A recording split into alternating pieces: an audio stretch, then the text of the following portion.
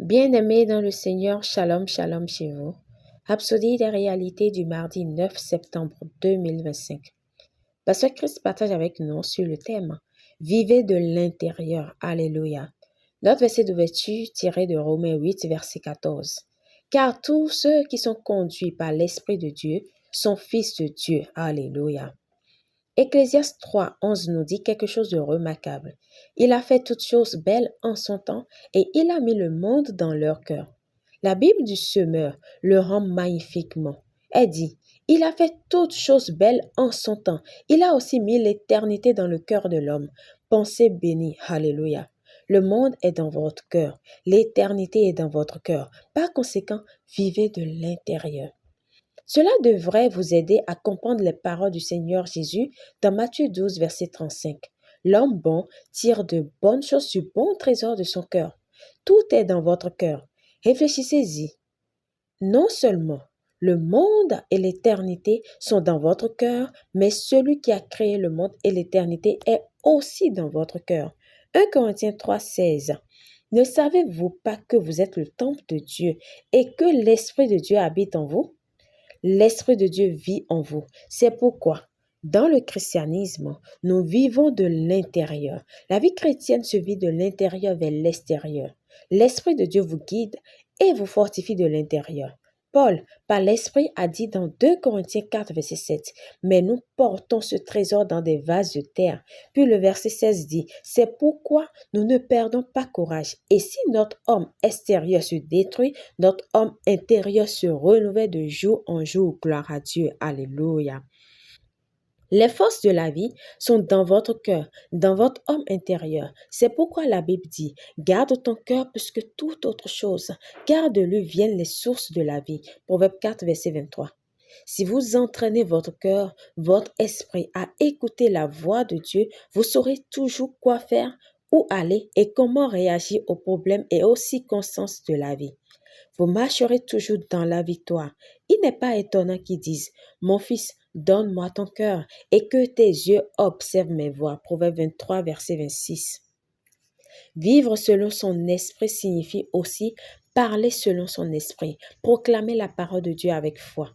C'est ainsi que vous dominez la vie. Le monde peut s'appuyer sur l'intellect, l'émotion ou l'impulsion, mais vous êtes guidé par l'esprit de l'intérieur et par sa parole qui habite richement en vous. Alléluia. Pratiquez cela dès aujourd'hui. Priez en langue, méditez la parole, apprenez à faire une pause et à vous examiner intérieurement avant de prendre des décisions. Ce faisant, vous constaterez que vos pensées, vos paroles et vos actions sont en harmonie avec la volonté parfaite de Dieu pour votre vie. Alléluia, gloire à Dieu. Oh, priez. Avec mon esprit, j'ai encerclé et pris possession de toutes choses. Je possède les bénédictions d'Abraham.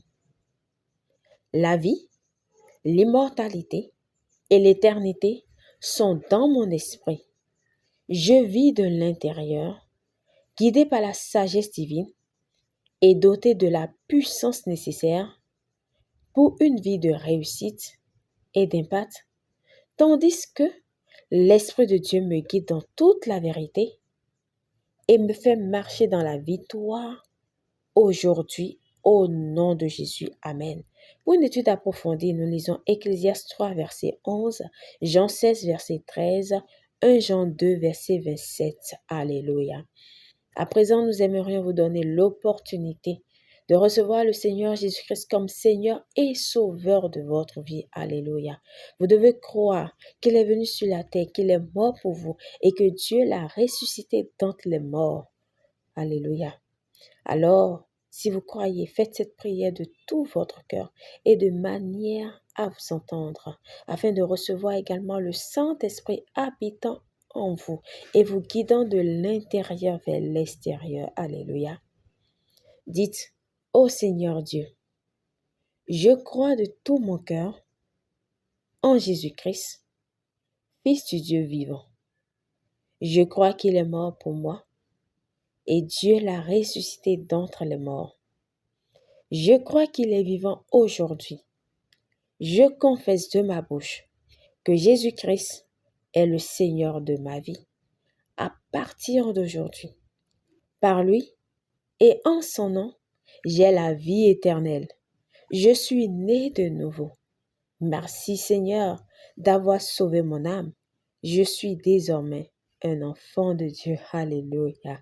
Vous pouvez lire Romains 10, versets 9 à 10.